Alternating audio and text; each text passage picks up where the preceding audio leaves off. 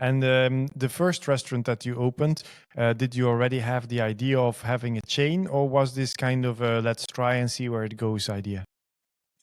No, the idea was definitely to grow into a chain. All right. And then if you have that idea, can you tell us a little bit about, the first restaurant? Was this dine-in or only takeaway? Yeah. So the first one was we got a lot of press at the time, and it was always referred to as a hole in the wall, and it's definitely a hole in the wall. We still have it. It's our first store. It's our baby still. It's 22 square meters, which is incredibly small for the output that we've had going that we do there still. Hmm. It's takeaway only now. Back then, at the beginning, I think we squeezed in about 8 seats, I think, and we had one small fridge in the back, and there were sort of one person stood at the POS, and there were two at the back, me and someone else, and just sort of stood in a very tight space, just banging out these bowls.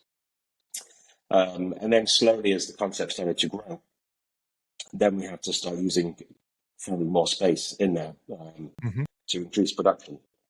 So over the years, months at the beginning, but over the years, we've slowly lost those seats.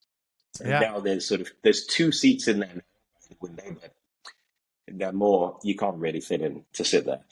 No. I know that the manager who's there today would love it if we took those away as well. It's important to have a couple. Yeah. And if you then talk about these first months and years in the first shop, um, I can I say that you maybe even did 2 innovations? The first one was the poke, of course, but the second one was focusing almost entirely on takeaway. Yeah, absolutely. So we were definitely the first to really be just takeaway focused, and not just, obviously there's been sort of roadside like concepts of burgers, hot dogs. That's always been really popular in Sweden, Hmm. which are traditional street food, takeaway only. Yeah, yeah. But I think doing it with sort of chef-driven restaurant quality food, and doing Mhm. it with an experience of how it's packaged, presented, and trying to think of the whole value chain of once you order to when you're unpacking at the desk or in the park.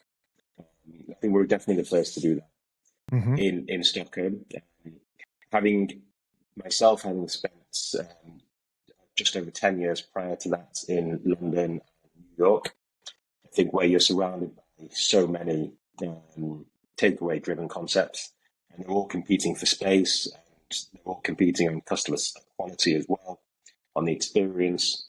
I think it's been interesting having that experience to take a lot from that, and then trying to see what worked for the Swedish consumer.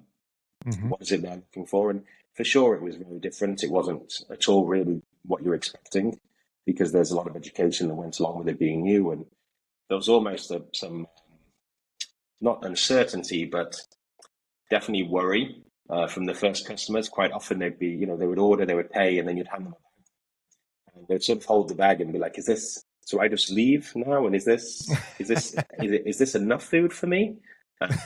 Because before that, really at lunch, it was sit down, it was buffet, it was normally a hot meal, quite heavy, Mhm. and Mhm. then there was sort of unlimited bread and salad and everything on the side. So Yeah. everyone was sort of suddenly quite fearful that, is this going to be enough? And Yeah. once they ate it once, they came straight back and realized not only is it enough, but they feel great. Mhm. And that was something that we really wanted to focus on. It's, Yeah. this is healthy, clean food. You should feel good. Positive inside and out.